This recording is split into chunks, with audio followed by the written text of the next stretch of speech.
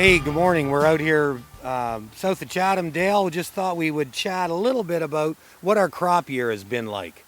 Yeah, so if we start talking about crop heat units, compared to last year, we're 4 to 5 days ahead of this time last year on crop heat unit accumulation. Is that all? Yep, I think everyone gets this misconception that we had all these hot days, how can we not be ahead on heat units? And we stop counting heat units when temperature gets above 30 Celsius.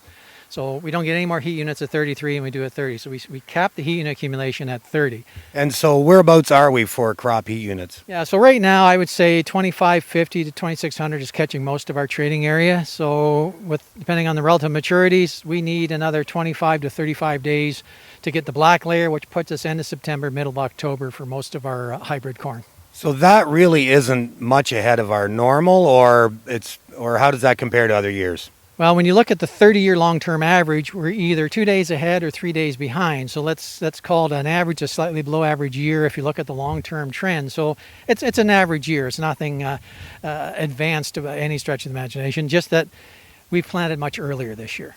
And how do the pluses and minuses work this year? We were in early. We've had kind of average heat. How's the whole year stack up?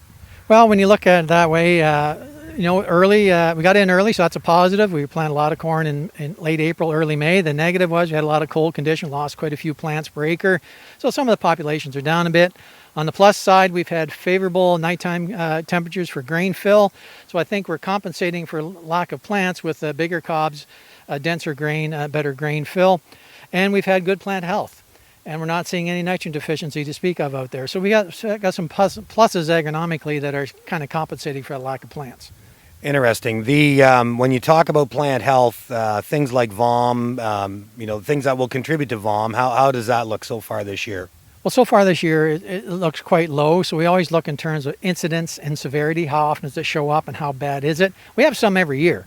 It's not that we escape it. It's just a question is how bad does it get? And so far, so good. We're not seeing a lot of ear rots out there, which kind of starts the whole thing. So I suspect we will have a very low incidence and very much less severe than we've ever seen in the past. This morning was really foggy and wet and damp, and it looks like the next few days are going to kind of be the same. How does that impact that severity?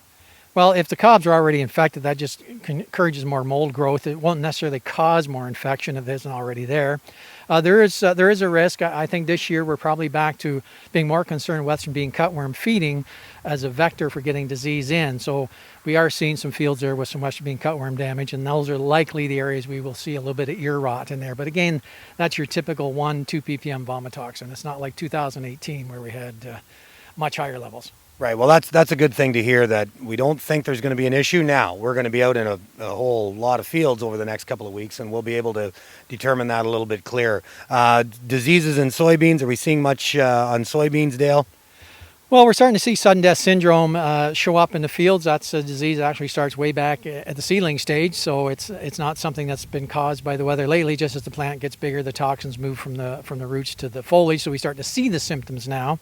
And that's easily fixed in the next few weeks when you order your seed beans for next year. Put the right seed treatment on them, and you'll have a much less incident severity. As far as foliar diseases, we're not seeing very much. A little bit of insect feeding out there, more than we like to see, but again, not above thresholds for defoliation. And the plus is it's been great weather for filling soybeans. There's some timely rains in August, some moderating temperatures, low disease level, and probably it's the crop we're going to talk about the most. Interesting, yeah, because the soybeans do really look good when you're driving by them, and certainly as we get in here counting pods, they seem to be pretty decent. So if you want your field assessed, please go onto our website, click the link, and you can have your field checked, or call our staff, or call us directly, or email us, and we'd be more than happy to come out and check your field. We run this for the next 2 weeks till the 4th of September, and we'll have our results posted on our website here the following week. Thank you, and have a great day.